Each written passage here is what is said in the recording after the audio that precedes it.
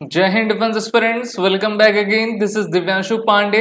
भारतीय थल सेना के 30वें सेना अध्यक्ष के रूप में जनरल उपेंद्र द्विवेदी की नियुक्ति कर दी गई है। तो चलिए जानते हैं कि अब हमारे जो नए chief of the army staff हैं ये किस प्रकार से भारत की आंतरिक और बाह्य सुरक्षा दुश्मनों से करेंगे।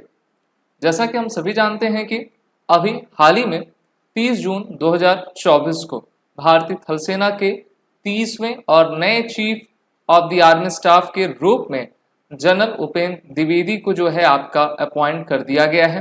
लेफ्टिनेंट जनरल उपेंद्र द्विवेदी पहले ये हमारे vice chief of the army staff थे और अब लेफ्टिनेंट जनरल से हटकर ये जनरल बन चुके हैं और इनको परमवीर सेवा मेडल, अति विशिष्ट सेवा मेडल जैसे इंपॉर्टेंट डिस्टिंग्विश सर्विस मेडल आपके प्राप्त हुए हैं। और अब इन्होंने जनरल मनोज पांडे को सुपरविनेट करके 30 जून 2024 को ये पदभार संभाल लिया है। अगर हम इनका करियर की बात करें तो जनरल द्विवेदी जो है इन्होंने 40 ईयर्स का इनका लंबा कार्यकाल रहा है भारतीय थल सेना में। इन्होंने मध्य प्रदेश में रीवा स्थित सैनिक स्कूल से अपनी पढ़ाई की, हायर सेकेंडरी, उसके बाद एनडीए में गए। जम्मू कश्मीर राइफल्स में ये 1984 के बैच के ऑफिसर बने।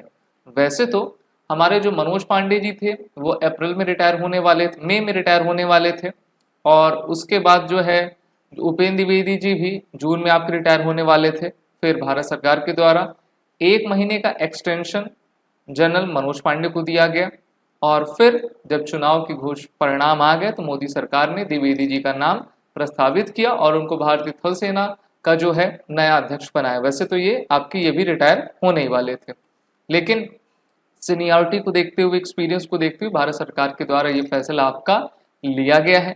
इनके पास काफ़ी डिफरेंट हम कह सकते हैं कि मल्टीपर्पस एक्सपोजर है। इन्होंने नॉर्दर्न, ईस्टर्न, वेस्टर्न थिएटर्स में काफ़ी वर्क किया है। General officer command in chief ये नॉर्दर्न कमांड के रहे, उसके बाद प्रमोट करके इनको vice chief of the army staff बनाया गया और जो अभी के vice chief of the army staff इनके पहले के थे एमवी सुचंद कुमार, उनको नॉर्दर्न कमांड आपका भेज दिया गया।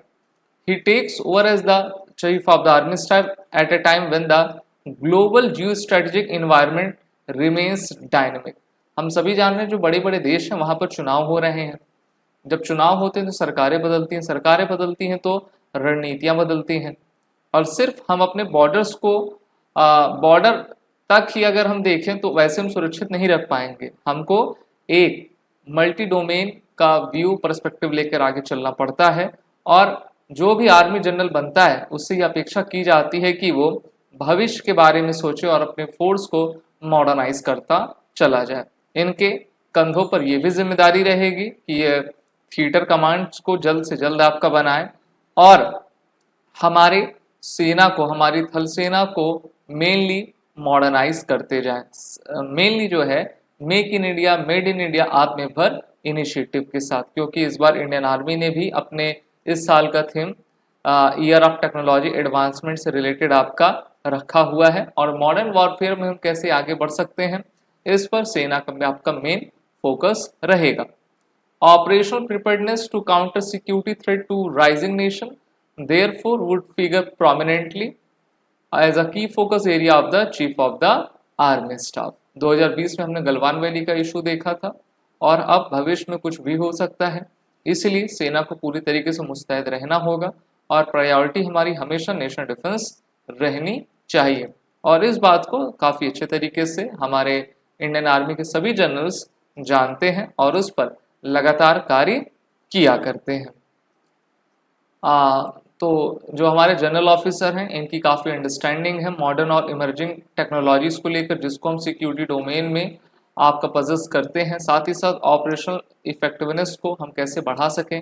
अग्निवीर जैसी जो योजनाएं हैं उसमें जो अभी हम कह सकते हैं कि फिर से उसको देखना है कि क्या क्या उसमें आपके बैक ड्रॉ हैं, उसको हम कैसे इम्प्रूव कर सकते हैं। नंबर ऑफ एक्सपीरियंस उसमें कैसे लाए जा सकते हैं। जो 4 साल का क्राइटेरिया क्या उसको ये उपेंद्र द्विवेदी जो है लग कर उसको और बढ़ा सकते हैं ना, रेगुलर आर्मी कर सकते हैं, आर्मी की तरह भर्तियां हो सकती हैं कि नहीं हो सकती हैं। तो काफ़ी चुनौतियां इनके लिए आपकी रहेंगी। कैपिटल एक्सपेंडिचर पर कैसे आपका धन का व्यय करना है, किस प्रकार के मॉडर्न हथियार हमको चाहिए, तो इस पर इनकी मुख्य भूमिका रहेगी। वहीं पर जनरल मनोज पांडे भी, इनका 40 साल का आपका लंबा करियर रहा ना, 62 वर्षीय हैं। कॉम्बैट रेडीनेस में इन्होंने महारत आपकी हासिल की है और काफ़ी अच्छे करियर के साथ जो है अब इनके इंडियन आर्मी के सर्विस का आपका अंत होता है और 1982 बैच के ऑफिसर हैं, कोर ऑफ इंजीनियर से आते हैं, बॉम्बे सैपर्स के हैं और important challenging command staff appointment इनकी सभी ऑपरेशन इन्वायरमेंट पे रही है। तो दोनों ही जो हमारे ऑफिसर हैं वो उपयोगी भारत के लिए रहे हैं और जो नए हमारे सेना अध्यक्ष हैं हम उनसे यही चाहेंगे कि थिएटराइजेशन हमारे कमांड्स की हो, साथ ही साथ अग्निवीर में एक नया बदलाव, सार्थक बदलाव जरूर लाया जाए।